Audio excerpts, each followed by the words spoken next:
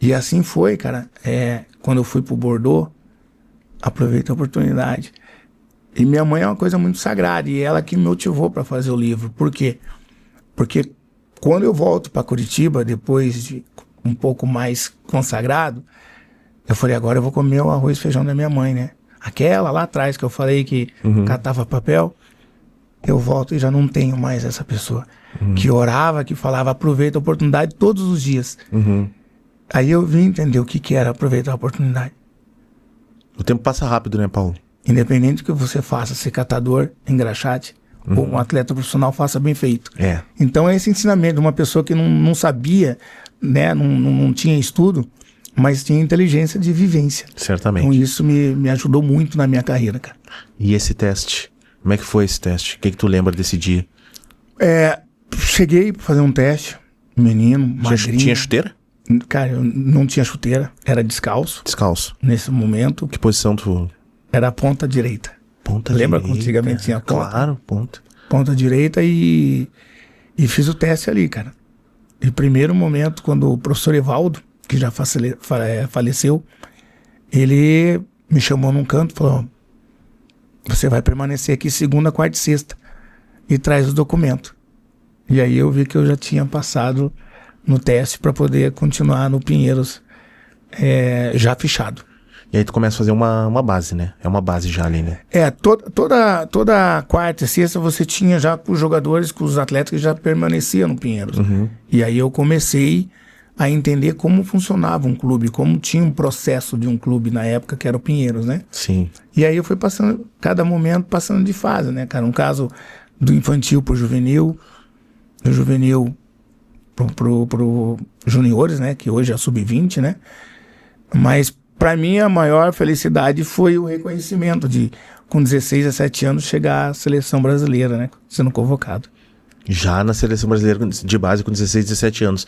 Tá, e pra tu chegar na Vila Capanema, morar ali embaixo da arquibancada, ter que sair de casa, quantos anos tu tinha nessa época? Como é que foi esse período de morar mesmo na concentração, abdicando da tua adolescência até da tua infância, né?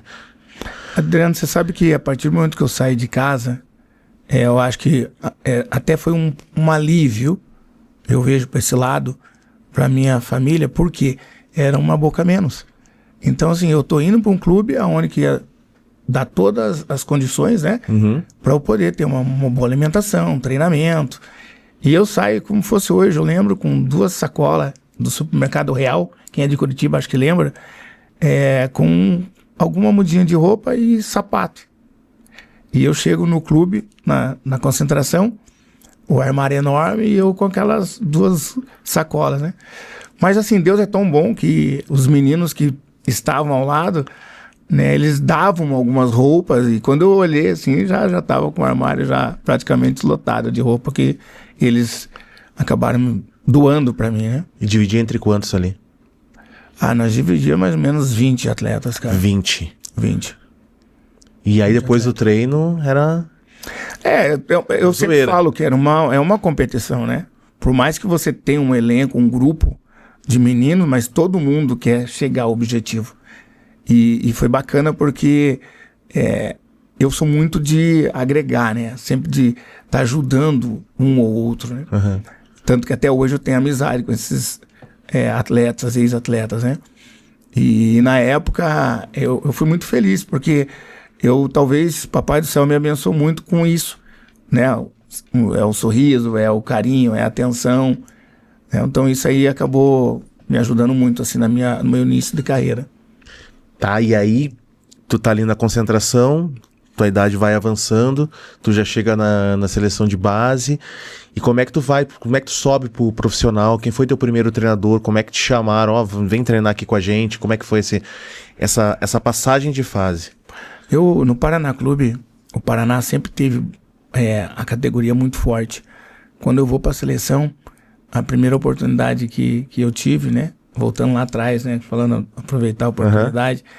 É a primeira vez que eu ando de avião, né? Sub-17, assim. E pra mim foi aquele medo, aquele susto, aquela coisa de, meu Deus, será que... Por onde tu foi? Venezuela. Venezuela. Caracas. Caracas. Caracas. Quem tava nesse grupo aí?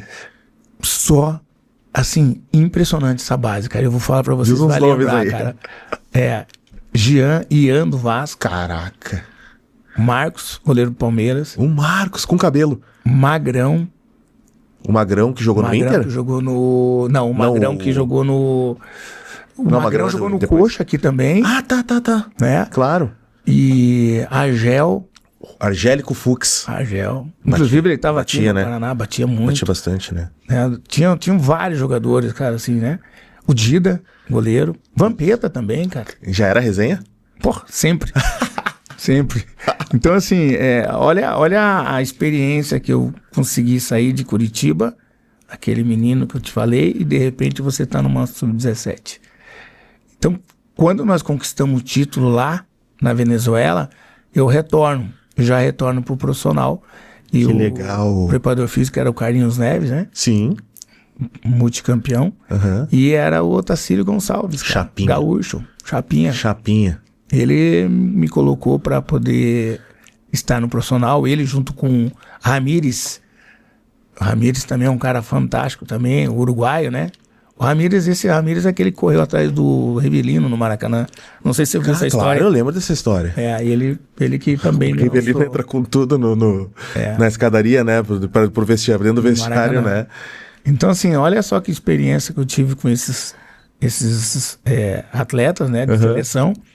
E depois eu vou, 17, 18 anos, ao lado de João Antônio, do Wilson, aí eu tinha que aprender, né, porque eles judiavam um pouco de nós, né. Então, vamos botar uma vírgula aqui, porque ainda preciso saber de uma resenha dessa competição lá em Caracas, lá na Venezuela, com Vampeta, com Argel, com todo mundo. Tem uma história boa dessa época. Tem uma história boa na preparação. Nós na Granja Comari, né? E o professor liberou, né? Um dia de folga e nós saímos com 17, 18 anos. Quem era o técnico? O treinador era o Júlio César Leal, Uhum. né? E o engraçado, quando ele libera, era para chegar às 18 horas, né? Nós saímos na hora do almoço, nós não conseguimos chegar às 18 horas. Onde é que vocês foram? Adivinha, né? Tomar um suco, né? Nós fomos, na verdade, não, Tomar um cara. Guaraná. Nós fomos tomar um Guaraná e esse Guaraná passou dos limites. E aí, nós fomos tomar uma cervejinha, né? Vampeta, todo mundo nessa época. E nós chegamos 1 hora, 2 horas depois. Aí, multado, né? Sim, o que era a multa? Eu não lembro o que era, acho que era abdominal, pagar, tinha que dar velocidade no campo. Mas eram todos meninos, cara, saindo de uma cidade. Vocês cada faziam um do rindo lado. isso, cara? Fazia brincando, né? Faziam Mas foi rindo. bacana porque foi um aprendizado. Aham. E nunca mais, né, fizemos isso, né? De chegar atrasado. Que era o líder desse grupo aí, dessa galera? 1 ou 2 líderes, assim, que faziam a frente. O Dida. E o Dida fala líder. pouco, quase não dá entrevista, né? Mas a liderança tá aí, né, cara? Liderança no técnica. silêncio.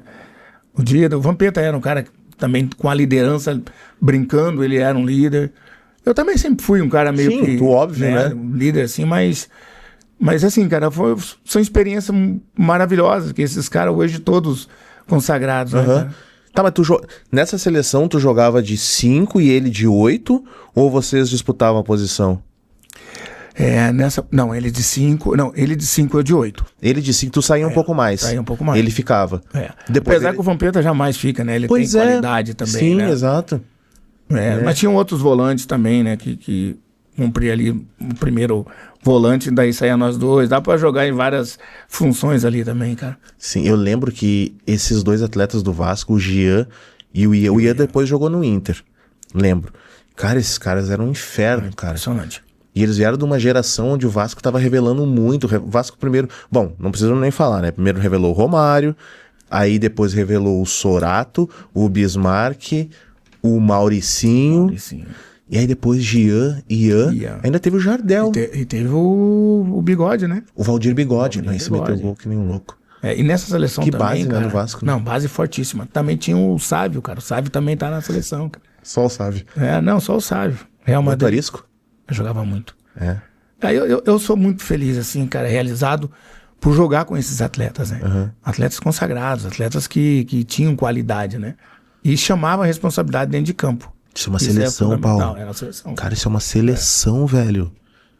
Imagina Sávio, Ian, Paulo Miranda, Vampeta, Argel, Dida. Um absurdo.